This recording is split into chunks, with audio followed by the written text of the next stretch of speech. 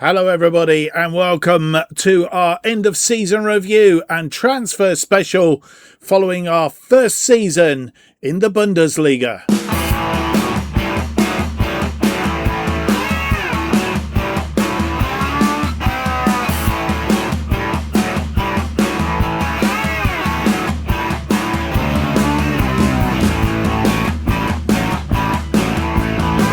Hello, it's a very warm welcome to episode 16 of the Rothosen Redemption, an FM 26 series where we try and rebuild Hamburg into one of the leading forces, not only in the Bundesliga, but in Europe once again. My name's Mark, and on today's episode, we have for you the end of season review and transfer special. We look back at the last season, we look forward to the new season, and we look forward to Champions League football as well. But if you missed the last episode, we did manage to finish off our season, having had a good run in and finish fourth in the Bundesliga. We actually managed to beat Borussia Dortmund, who we hadn't beaten up until that point, in the DFB-Pokal final, and it was a good match.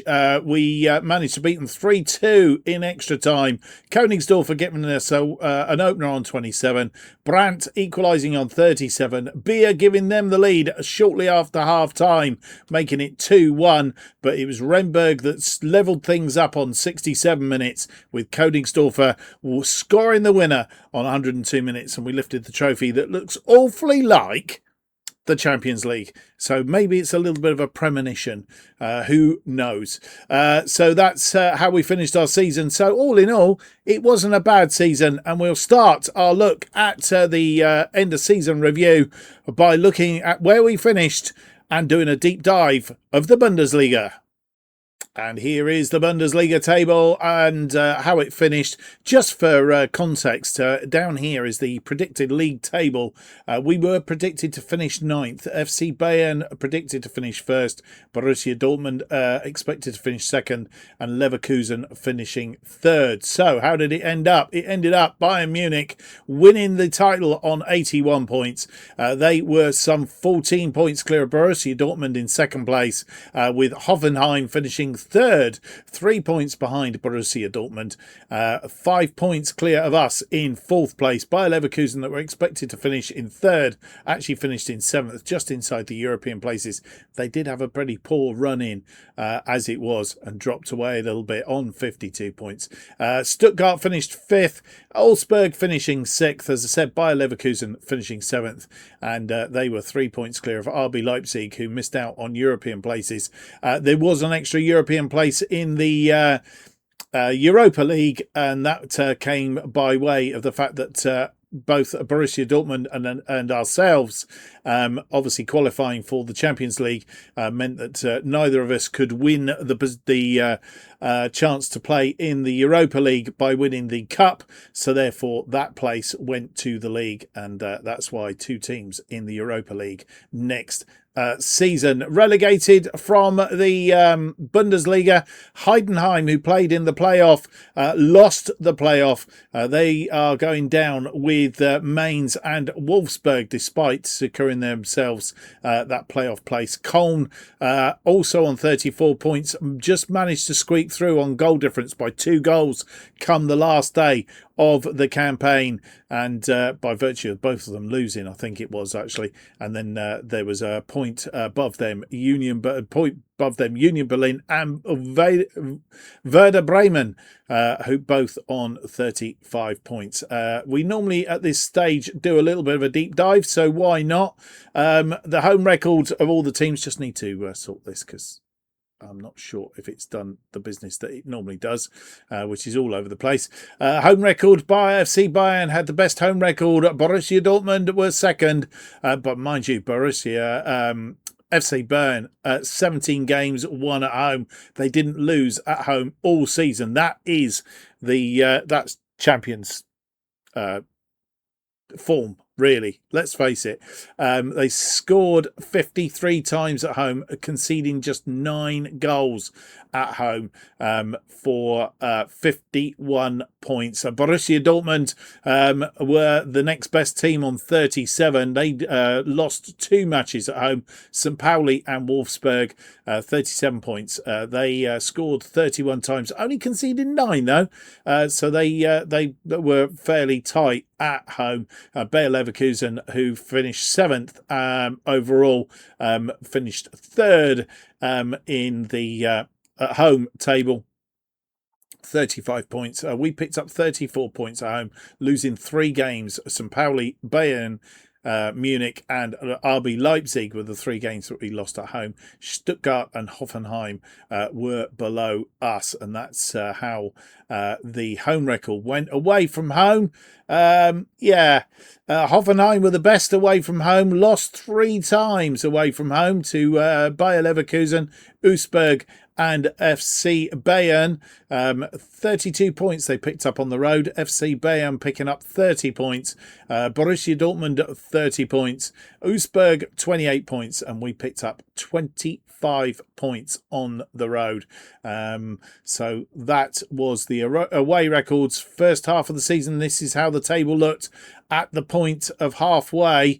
As you'll see, we were down in 6th place at the halfway point of the season on 27 points. FC Bayern running away with it, but only 3 points clear of Hoffenheim at the time. Stuttgart were in 3rd, Borussia Dortmund 4th, and Augsburg 5th. Bayer Leverkusen were down in 7th, pretty much where they finished, I think, in the end. So that's right. Union Berlin were on the bottom, but they survived. So they had a good second half of the season. We'll see in a moment. Mainz, who went down, were in 17th place. Heidenheim were down there, tried to get away from it, but couldn't in the end, and that's how it all panned out. That was the first half of the season. Second half of the season, as you'll see, we had a good second half of the season. 3rd overall, and there's Borussia Dortmund and FC Bayern, the only 2 teams that did better than us in the second half of the season. Wolfsburg and Mainz, who were relegated, of course, had the worst, but as you'll see, Union Berlin also having a blistering second half of the season, only lost 4 times in the second half of the season, and that's what pulled them out of the quagmire, to say the least. The last 5 games of the season, who had the best run in? Well, FC Bayern 5 straight wins, Borussia Dortmund 4 wins and a draw, Hoffenheim 3 wins, a draw and a loss, and we have 3 wins and 2 losses, which ended our season as it was. And as you'll see, form a little bit all over the place. Wolfsburg losing 5 straight at the end of the season, and that didn't do them any good in their trying to survive in the Bundesliga, and that is how it all ended up. Just to confirm then,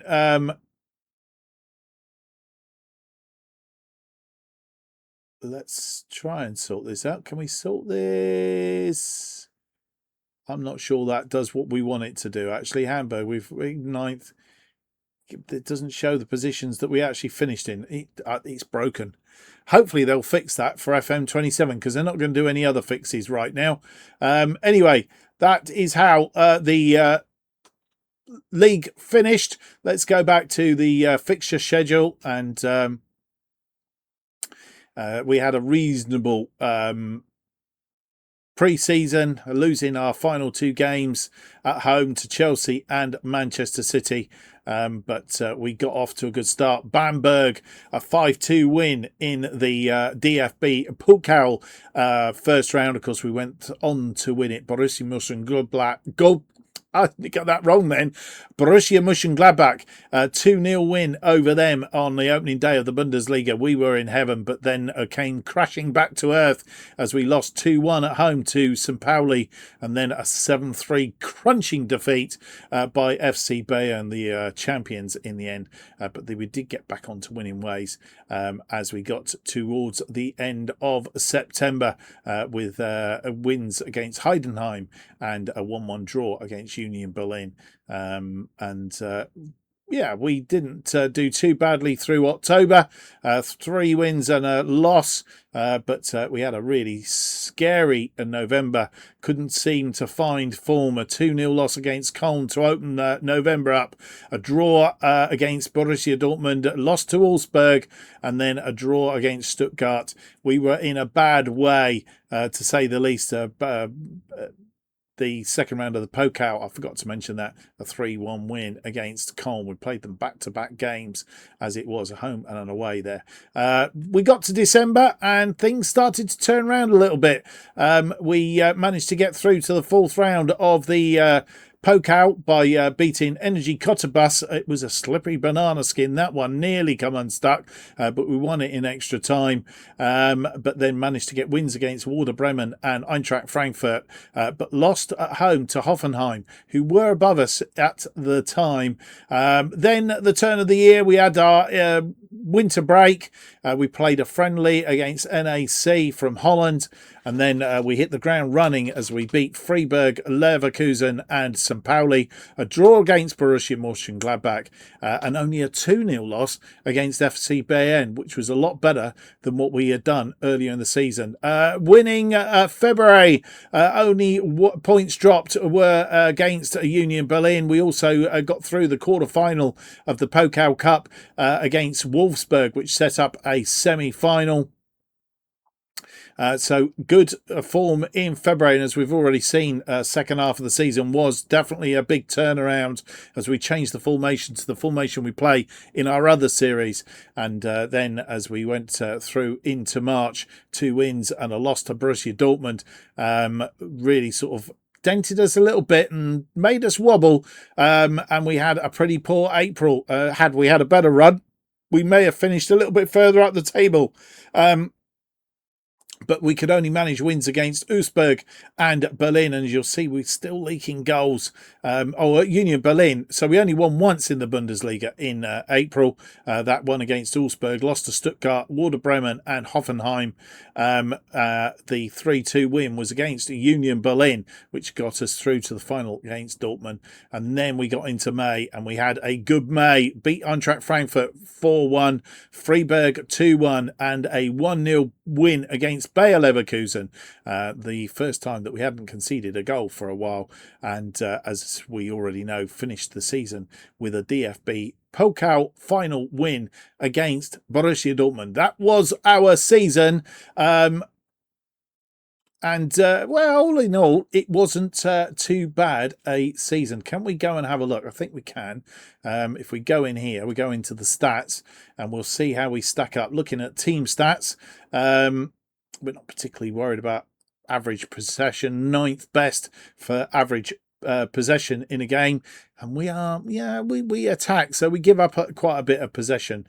Yellow cards, we were the naughty boys. We picked up 55 yellow cards in the season. Red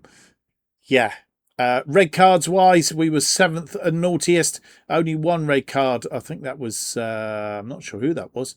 But just the 1 red card for the season. That is the general. If we look at attacking, goals, 3rd best goal scorers, 59 goals. FC Bayern had 80. Augsburg had 62. Next best was Leverkusen and Dortmund on 55. Penalties taken. Hoffenheim had the best, scored 8 penalties. We were some way down and we had just scored from 2 penalties. I mean, it doesn't tell how many penalties we had and how many we scored from. That was the thing. Goals from corners. We need to be better next season. Stuttgart had 11. We scored 8 from corners. I didn't think we were as high as that, which is quite interesting. Goals from direct free kicks. We were 4th best. We didn't get any, to be fair. Goals from indirect free kicks. We had 3. Shots on target. This is a good one. 245. We finished 3rd best in the Bundesliga for that. Shots per game. We were 2nd best, 15.29 shots per game on average. So that's pretty good going. Bearing in mind FC Bayern had 15.65. 5. So that is it. Defending wise, let's have a quick look at the defence. Goals conceded, Borussia Dortmund conceded 26. Well, they were the best. They were the tightest defence, 26. We conceded 52 goals. Conceded from corners. We conceded 7 goals from corners. We need to be better than that. Wolfsburg didn't concede any from corners. That is quite a good stat, actually. 10 clean sheets. FC Bayern having 15. We were 7th best in that one. There's loads of other stats that we could look at, but I'm not going to go into that. Conceded penalties. 3 penalties we conceded.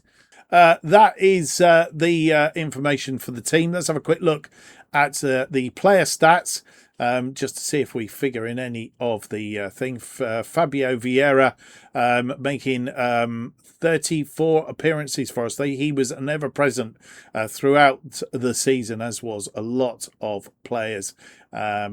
Starting appearances. 3 players. Our best starting was Diego Alite, who made 33 appearances, winning 13 of those matches. 14, that doesn't add up, but yeah. Yellow cards, we did say Mario Moyhem getting the most yellow cards. 11 yellow cards he got throughout the season. He was a very naughty boy, red cards, Ibrahimovic for Heidenheim got 3 red cards. He was a very, very naughty boy. Rainsford Königsdorfer was our red card. So there you go. Harry Kane picked up player of the match 8 times. Our best was Fernandes, who picked up 4 alongside Rainsford Königsdorfer and Fabio Vieira. They all managed to get that. 2 for Glatzel and 2 for Luke Dompe. Average rating, best average rating, Harry Kane again. This time 7.45. Our best was Moyhem, 21st, 703 was the best one. We'll look at that in the other as we look closer at ours thing. Interestingly, Königsdorfer was offside the most. 53 times he was offside. Offsides in a minute. In 90 minutes, 2. So, yeah, that just shows you. Obviously, not getting through was the main one of that. Right, that is a roundup of the stats against the league. Then we'll have a quick look at our squad and do a pre-assessment of what we need for next season. Squad planner wise, then what do we need to bring in? Goalkeeper wise, Fernandes is our top goalkeeper. Tandvig is our second best. I always like to have at least 2 stars in any of these, so it looks like we possibly could do with a third goalkeeper, but we're going to have to bring in a youngster that's got that acumen, and it's going to have to be another 2.5 star, I think. But we want to try and bring in a third goalkeeper that's just got 2 stars, if at all possible. Defensive wise, Lite's our best defender. A guy that could make a breakthrough this season, Sumahoro. Watch out for him. He's been out on loan, but he's coming back in, and I think we will avoid sending him out on loan again because I think he could be an asset to the squad as it is. You will notice that no Vuskovic on here because obviously not expecting him to stay. Turanega is our second best defender. Jamie Lawrence is down here somewhere, but I guess we'll figure and potentially could get better as it is. Wing back on the left side, we have a problem. Moyhem and Katabach, the 2 on that side. I think we definitely need to shore up a third on that side, because if either of these are suspended or injured, we've got no cover on that left wing back position. Right wing back, we have Bakary Jota and Mikkel Brace. and then Olivier as our sort of third backup. Possibly could do with a at least a 3-star, maybe a 3.5-star in the wing-back position. Defensive midfield, we have an abundance of defensive midfielders. I'm not quite sure why Efadili is all down there, to be fair. Let's move him up, because he's a Renberg is a 3-star. Capaldo's a 3-star. Yeah, it's not sorted. I don't know why it doesn't sort this particularly well. Anyway, yeah, this is Efadili, Renberg, Capaldo. Sumahora can play in there as well. And then obviously we've got Lukonga. I think we've got quite strength in that defensive midfield thing. I don't think we need to bring anybody in there. Out on the left, attacking left midfielder. Got nothing more than a 2.5-star, which is a bit of a worry. Königsdorfer is probably the best one out of the lot. Then we got Stange, Dompe, Shiti, who's been out on loan. He's a possible. Again, I think we possibly need to be looking for a left-sided attacker. Right-sided attacker with Vieira going. I think, again, we're going to need somebody out on that right there. Königsdorfer. I mean, he's been playing as a striker, so we will struggle. Felipe, Stange, Shahiti, Dompe, Jatta. If we're going to play Jatta in that wing-back role, yeah, lacking a little bit. Attacking midfield-wise, again, we're losing Vieira. We're going to be struggling for. We've got Königsdorfer, we like to play possibly up top. We've noticed that Migid has done very well in the underlings, so he's a possibility to come up through. But again, I think somebody in that attacking midfield role, we haven't really got anybody that stands out. Attacking-wise, excuse me, I think Glatzel needs to move on. He's 32 years old. I think we possibly need to move him on. Do we rely on Königsdorfer up front? I mean, he's scored 21 goals for us this season. He's fairly prolific. Possibly need to bring somebody else in up front. Arana is in waiting, but he's not very versatile and needs to start scoring.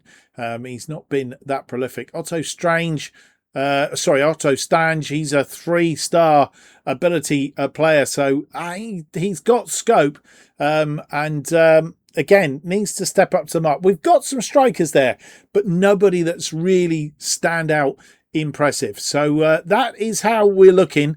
I think we need to really look in most areas of the pitch to fill. We need somebody pretty much in all these, apart from goalkeeper. At third position goalkeeper, not in defensive midfield, but everywhere else. I think we need a little bit of security, especially with lots of games, especially with Champions League and things like that. Right, that has got us to the 26th of May, a roundup of the season, our end-of-season review.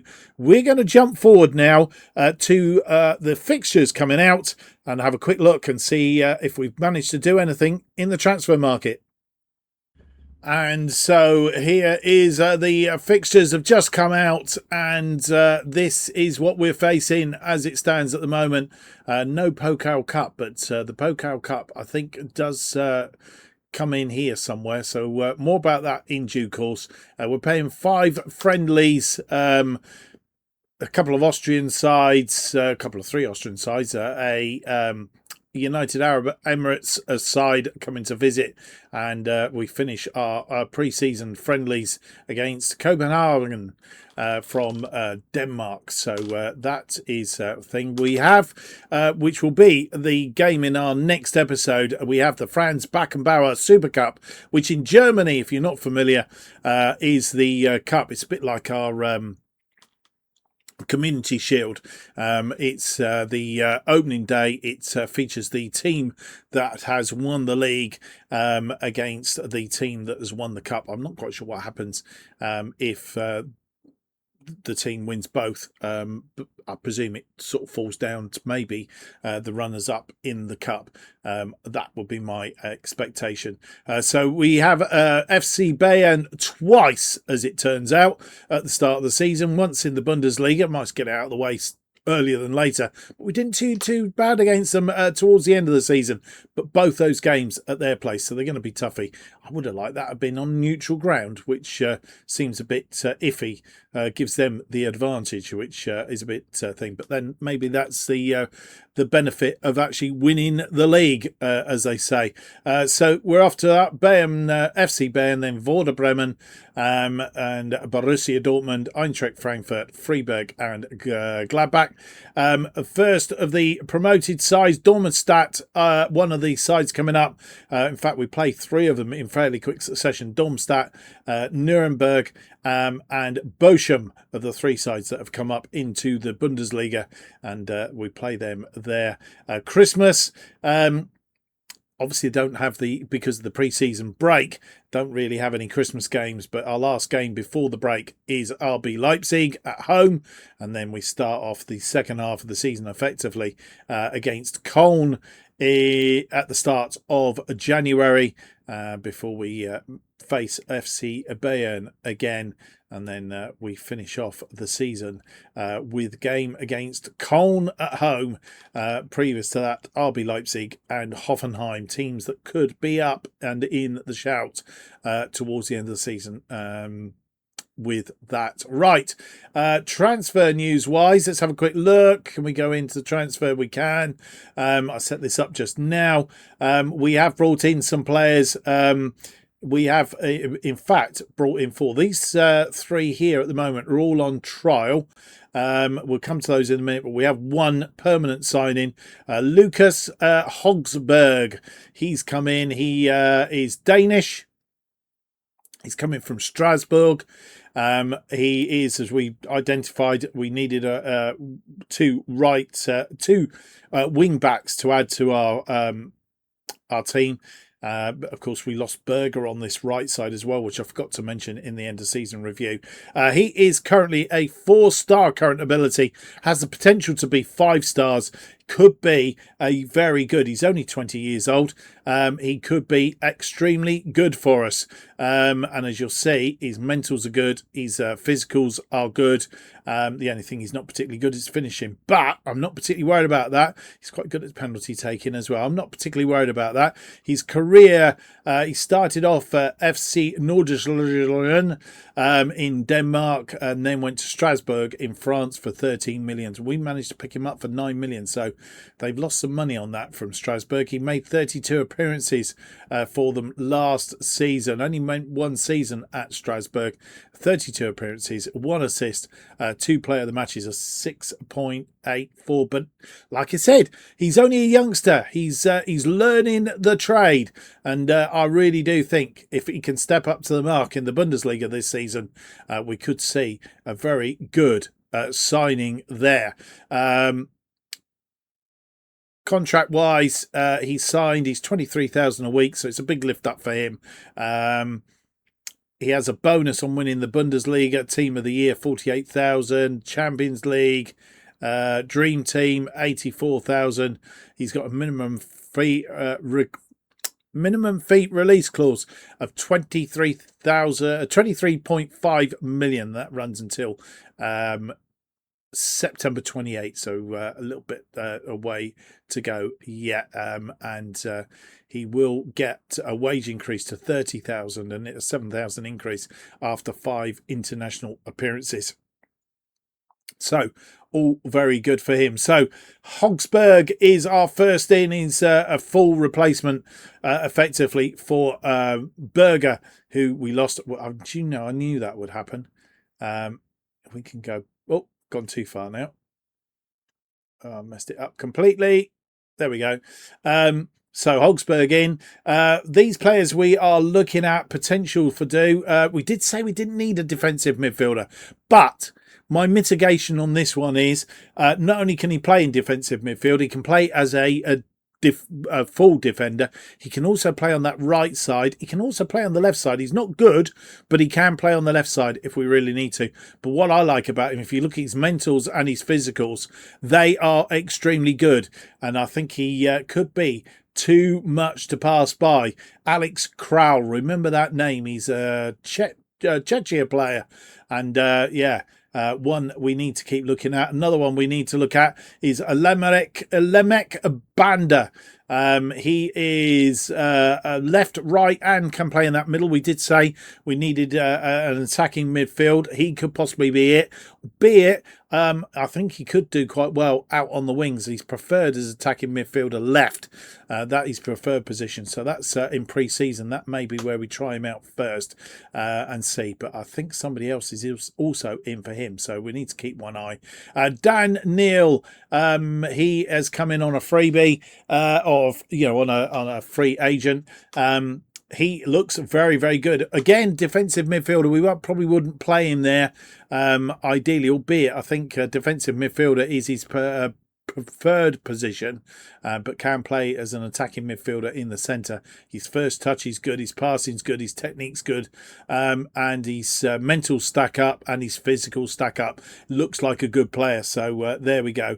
Outgoings at this stage, it's Glatzel. I did say that we would offload him possibly. He's gone for 850,000. He's gone to Volder Bremen. We may see him at some point this season. And Fabio Baldi's gone on loan to Elversberg for the season. That's where we're at then. We will now jump to the start of the season, find out how we got on in the friendlies and see if we've done any more business in the transfer market. And here we are on the eve of the new season, and featuring the game against Bayern and Hamburg in the next episode, a one-match episode to set the scene for the new season as we play in the Franz Beckenbauer a Super Cup against FC Bayern. But our pre-season has gone to... It's been okay. It's not been fantastic, but it's been okay. One thing I didn't say when we were looking at the transfers is our original transfer budget was 22.6 million. You need to remember that. And wages of 880,000 to 752, of which we had 93,000 left available. So we'll look at those a bit closer in a moment. This was our pre-season then. We played the Austrian teams. We beat Wandsbek 9-0. Lost 1-0 to Blauwien Linz. St. Paulton, we beat 4-1. Al Hilal, we lost 4-2 and then beat Copenhagen by 2-0. And then the Copenhagen game, I started probably until about 60 minutes with the team that I expect to start the season pretty much. So that gives you probably a more direct idea of what we could possibly expect for the season. Right, let's have a look at transfer history then. Hopefully it's remembered to keep this all in order. I think it has. It looks awfully like it. Right. We have got... I'm not sure. I think we have brought in Alex Krall now. So we go back. These were free agents. And I think what I hadn't clearly, because it says free agent on here. So that's where it's come from. But Dan Neal has come in permanently. We've also got Banda, who has come in. He come in after that. So Dan Neal has come in permanently. Let's have a look at him properly. If I can get it to come up right. There we go. He is, as we said, four-star potential abilities, 24 years old. I think you could probably squeeze a bit more out of him. But there we are. He's was released by Sunderland. In the end, he was on loan last season at Ipswich. 43 appearances, 9 assists, 1 player of the match if he can create assists. What we probably could do at some point is see him where he played for Ipswich Town if we can. 6.96 on, yeah, that's pretty good. As you'll see so far this season, non-competitively, he's made 4 appearances, 1 goal, 2 assists, a player of the match. And he's got an average rating of 7.35. I think he could enjoy the Bundesliga somewhat. He has signed a contract until 2031, 5-year contract. He has a minimum release clause of 6.5 million. on 29,000 a week. I mean, some of these guys are big wages, but then we've got to pay it, and we've got a reasonable wage budget to be able to do that. So Dan Neil is in, defensive midfielder, midfield, and attacking midfielder. We probably may play him in the attacking midfielder role more than not. As the case may be. Lamek Banda, we did bring him in, left-sided, attacking midfield, can play in the centre, can play on the right as well. He, as you'll see, was on trial with us. He was at Lecce in Italy. He's been there for 4 seasons. Last season, 35 appearances, 5 goals, 3 assists, 1 player of the match at 6.95. So far in pre-season, he's made 1 start, 3 from the bench. He scored 1 goal, 2 assists, a yellow card he got, but he's got a 7.28 rating. So again, I think he could like the Bundesliga. Let's hope he can. So fingers crossed that he will come to fruition as well. So we're looking forward to him. 3.5 star current ability. Pretty much where he's going to be, but we'll see how he gets on. He's 25 years old. We've brought in a new striker from RB Leipzig. Romelu comes in. We was talking about Koningsdorfer just being the pretty much lone striker up front. Romelu comes in. He can play across that attacking midfield as well and can play in midfield, but probably his best place is going to be up front, and that's where we will play him. We've brought him in from RB Leipzig. They paid 17.25 million for him. Only spent 1 season at RB Leipzig. Scored 13 goals in the Bundesliga, so we know he can score goals. 6.93, 2 assists, 4 player of the matches, 32 total appearances. He's yet to do it in pre-season, to be fair. If you look at his pre-season, it's been pretty poor. It's made 2 appearances since he's come in, and only got a 6.2. Hopefully he will step up to the mark and do it. He started, of course, he's Brazilian, come from Brazil, then went to Turkey on loan, and they bought him. He played 29 games for them, scored 13 goals, and then moved on to RB Leipzig. I'd be happy if he scores 13 goals. That would be rather splendid. So he's in. He signed a contract until 2031 as well. So Romelu is in. We have actually got Alex Kroll came back in on trial, but we have actually now purchased him. He is a Hamburg player. Again, I said he didn't really need another defensive midfielder, but because of his ability to play in lots of positions. I mean, the only place he can't play is goalkeeper, wide out on the attacking, and a striker.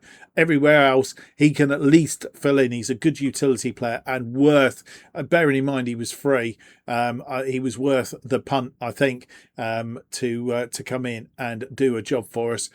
He was released by Union Berlin. He played there last season, 33 appearances, only a 6.74. He's never really done it in the Bundesliga, but he can come in and do a job, maybe, and we'll see how he does. As I say, come in on trial, and we'll see what he does for that. That's pretty much where we're at. We are looking, as I think from the things that we looked at, we've not bought a right-sided attacking midfielder, albeit we've mentioned that there are a number of players in that selection there that could play out on the right side. That may be an area to look at in January, but the other area that we are still looking at is, and we've got a couple of irons in the fire here, is left-sided wing back, Hens Barens. I think, I have a feeling I thought we dropped that. We've got a number of things that we've tried to sign up to. One of these will come in, and it's more likely to be Igor, a Brazilian, a left-sided defender, can play wing back on the left. That's his preferred position. Coming in from Brighton. Brighton wanted to get rid, and we maybe. So Tolkien and Behrens quite possibly won't come in.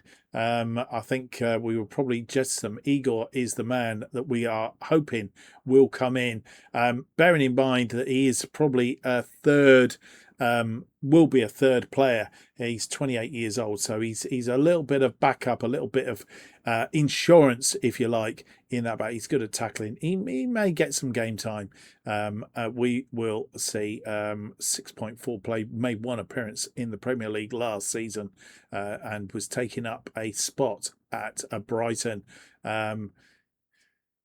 Where's your Florentina? Went to Brighton. He's played games in the Premier League. Went to West Ham on loan. Didn't do anything there. He's played one match. I don't think it's in the Premier League, but one appearance. They may have played a game, actually. They may well have played a game in the Premier League. It may have got underway. But anyway, he's hopefully going to come and join us. That's what we're hoping. We've made a contract offer for him, so that is where we are at. Fixture schedule wise, we did talk about the DFB-Pokal first round, where we will defend our title in the Pokal against third Liga side Braunschweig. I think that's how you pronounce it, Braunschweig. And obviously, last time against these lower sides, we did have a little bit of a slippery slope. So the next episode is going to be the Franz Beckenbauer Super Cup, the curtain raiser to the season. It's almost like the Charity Shield. And then we will have back-to-back episodes with the Braunschweig and FC Bayern as our opening two games of the season, both of them away from home, which we did in our previous series. Not in our previous series, but in our other series, which is a bit of a strange thing. Right, one other thing to check, and that is the pre-season preview, which we will do next. And to finish up, a look at the media, the pre-season information. We are expected, where are we expected to finish? We're expected to finish 8th, which is one place higher than what they predicted last season, and we finished 4th. So that's where we are. It's the usual culprits at the top end of the table of the three sides promoted. They are expected, two of them expected to go back down. Nuremberg and Bochum expected to go back down from there. The Media Dream 11, I don't think it includes any of ours. It's pretty much FC Bayern players: Kane, Diaz, Masulia, Elise, David, and so on and so forth. And the other players taken up by Borussia Dortmund in that one.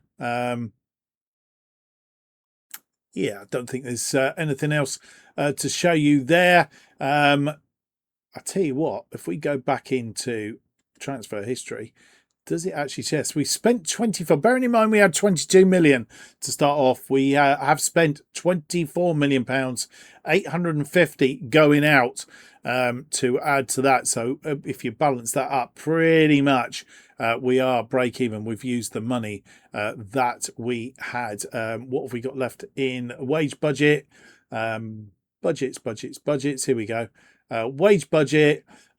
We've still got 72,000 available to us, spending 808,000. One thing just to mention, and I'm sure you've already noticed it, and I haven't mentioned it, but of course we did lose the players that we had in on loan. We've not kept any of them. Vuskovic, Vieira, and as I said earlier on in the episode, pretty much primarily down to their optional fees were exorbitant, basically, and wouldn't have really tied in with what we were trying to do, bringing in players in lots of positions. Right, that's it. Hope you've enjoyed today's episode. We will come back for the game against FC Bayern, a one game episode, as we try and lift some more silverware at the start of the season. But I do hope you've enjoyed today's episode. If you have, don't forget to leave me that big thumbs up, subscribe, hit the notification button.